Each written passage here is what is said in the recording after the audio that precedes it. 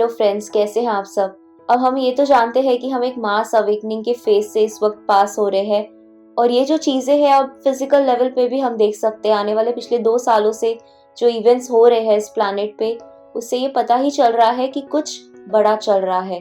तो अक्सर मेरे वीडियोस में आप देख सकते हैं हम 3D 5D ये सब चीज़ों के बारे में बात करते हैं। तो 3D और 5D की जब हम बात कर रहे हैं तो 4D एक रास्ता होता है 5D तक जाने का, या हम दूसरे वर्ड्स में बोल सकते हैं कि हम गोल्डन एज की तरफ जा रहे हैं, हम लाइट की तरफ जा रहे हैं।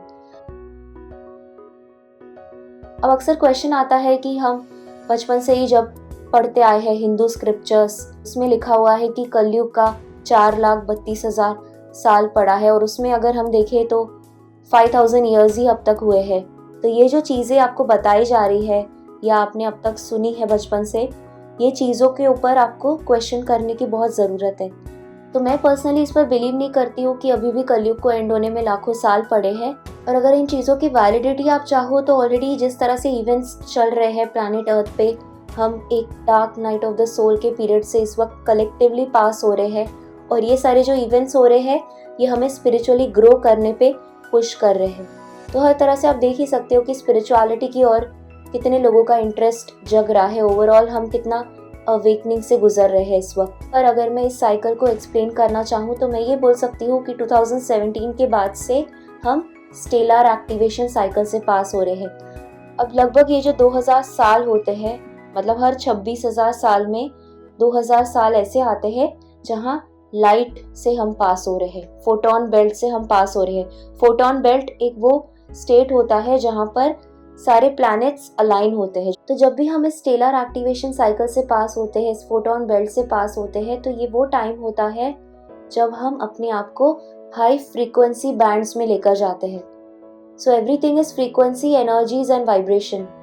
तो हम लोअर फ्रीक्वेंसी की एनर्जी बैंड्स से ऊपर उठ के अपने आप को हाई फ्रीक्वेंसी बैंड्स में लेकर जा रहे हैं। तो ये जो फियर बेस्ड लोअर फ्रीक्वेंसी की एनर्जीज है, इससे हम ट्रांसफॉर्म करके अपने आप को लव के फ्रीक्वेंसी में लेकर जा रहे हैं। तो जो भी अब तक डार्कनेस का टाइम रहा है, war, suffering, fear based energies में हम अब तक काम करते आए हैं, सेपरेशन में हम अब तक काम करते आए हैं, अब हम हायर फ्रीक्वेंसीज में एंटर करते जा रहे हैं। तो जब भी हम अपने अवतार सेल्फ को एक्टिवेट करने की बात करते हैं, क्राइस्ट कॉन्शियसनेस को एक्टिवेट करने की बात कर रहे हैं, या कृष्णा कॉन्शियसनेस को एक्टिवेट करने की बात कर रहे हैं, तो यहाँ पे हम अपने 12 dimensional self, multi dimensional self की बात कर रहे हैं। तो पर्सनल लेवल पर भी मुझे ये लगता है कि इस वक्त जो प्लैनेट अर्थ पे चीज़ें चल रही हैं, ये जैसे एक हिस्ट्री बनने वाली है और ये कोई कॉमन चीज़ें नहीं है जो इस वक्त चल रही है।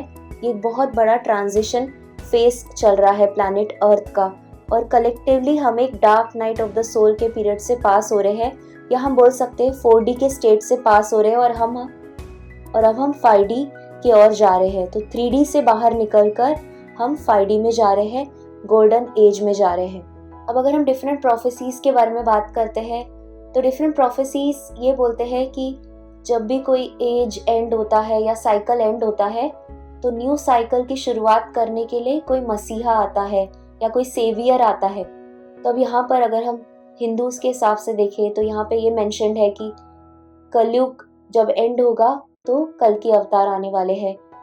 और जब हम बुद्धिज्म के हिसाब से देखें तो मैत्रेय बुद्धा उन्होंने मेंशन किया है।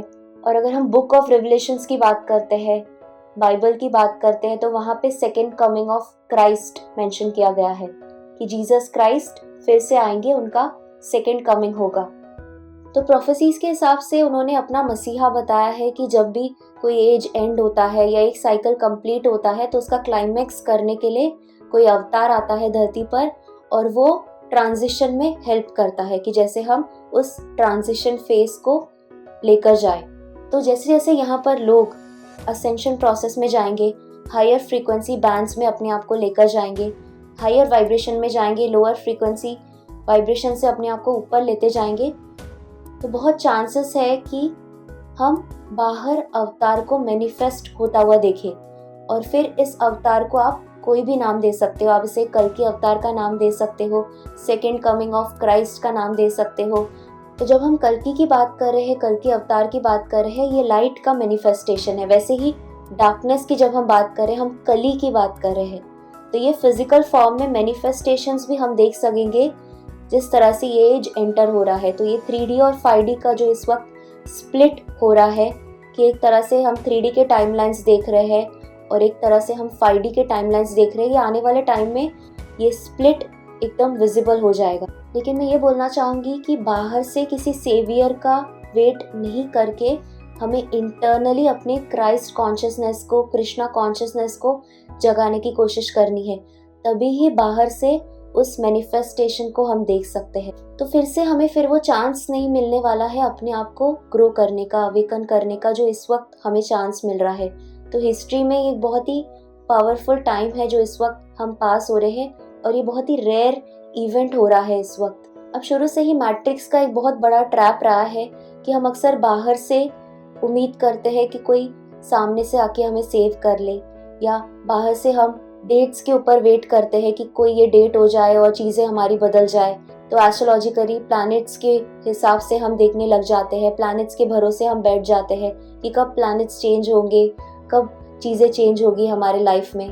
तो हमें इस 3D ट्रैप में या टाइमलाइंस पर अटैच होकर वेटिंग की एनर्जीज में नहीं रहकर आपको अपने इनर ग्रोथ पर, सेल्फ ग्रोथ पर ध्यान देना है।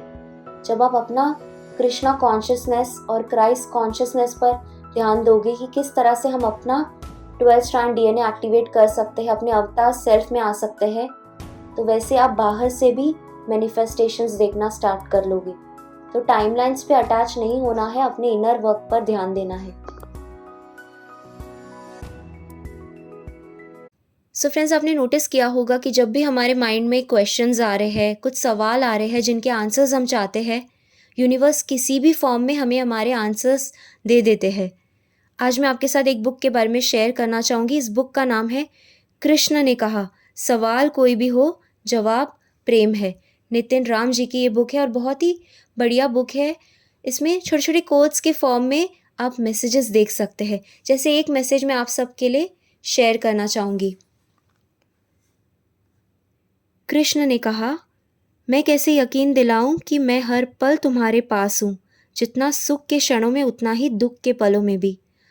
तो इस तरह से यूनिवर्स हमें कहते हैं कि हर वक्त, हर पल वो हमारे साथ है, चाहे सुख हो या चाहे दुख हो, हर वक्त डिवाइन हमारे साथ है। एक और मैसेज हम देखते हैं। कृष्ण ने कहा, सब मिल जाएगा जो तुम चाहते हो, लेकिन तुम्हारे बनाए नियमों से नहीं। तो हम अक्सर एक्सपेक्टेशंस रखते हैं कि हमारे हिसाब से चीज़ें होनी चाहिए लाइफ में, हमारे टाइम पे चीज़ें होनी चाहिए। तो यहाँ पर मैसेज आया है कि जो भी हम चाहते हैं वो हमें मिल जाएगा, बट अपने टाइम पर, अपने हिसाब से, यूनिवर्स के टाइम पर, डिवाइन टाइम पर चीज़ें होने वाली है।